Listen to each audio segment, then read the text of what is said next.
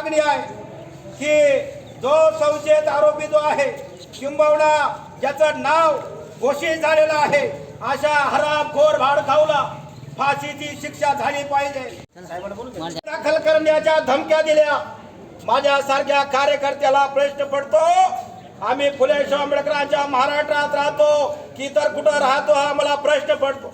आणि म्हणून कोलकात्यामध्ये आमच्या डॉक्टर भगिनीवर जो बलात्कार करून निर्घृणपणे तिची हत्या करण्यात आली, हे प्रकरण ताजं असताना संपूर्ण देशामध्ये हादरा बसला की एका डॉक्टरवर ज्याने लोकांचे अनेक उपचार केले त्या डॉक्टर महिलेवर बलात्कार करून इतक्या खालच्या प्रकारचा खून होणं हे माणुसकीला काळाम्या फासणारी घटना आहे। एकीकडे आम्ही लाडकी बहीण म्हणतो, बहिणींचा सन्मान, बहिणी आमच्या भावाला राख्या बांधत होत्या, अशा परिस्थितीत त्या बदलापूरमध्ये आमची 4 वर्षाची एक छोटीशी चिमुकली, एक 6 वर्षाची छोटी चिमुकली शिक्षण घेण्यासाठी ज्या शाळेत जात होती त्या शाळेतल्या त्या नराधमाने तिच्यावर दिवसा ढवळ्या लैंगिक अत्याचार केले।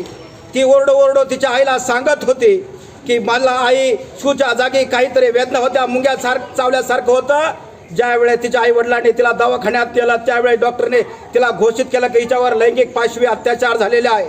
हे असं असताना ज्या ठिकाणी समुदाय जमला त्या पालक लोक जमले आणि त्यांनी सांगितलं की बाबा जो कोण नराधम आहे त्याला विचारलं पाहिजे। परंतु ह्या फुले शाहू आंबेडकरांच्या महाराष्ट्रात न्याय मागण्यासाठी गेलेल्या पालकांवर मात्र पोलिसांकडून लाठीचार्ज गेला। आणि म्हणून आम्ही या दोन्ही घटनेचा या ठिकाणी जाहीर निषेध करतो आणि शासनाकडे आमच्या स्वाभिमानी रिपब्लिकन पक्षाच्या वतीने आज मागणी मागतोय की सदर ह्या दोन्ही घटनेतील आरोपींना फाशीची शिक्षा झाली पाहिजे।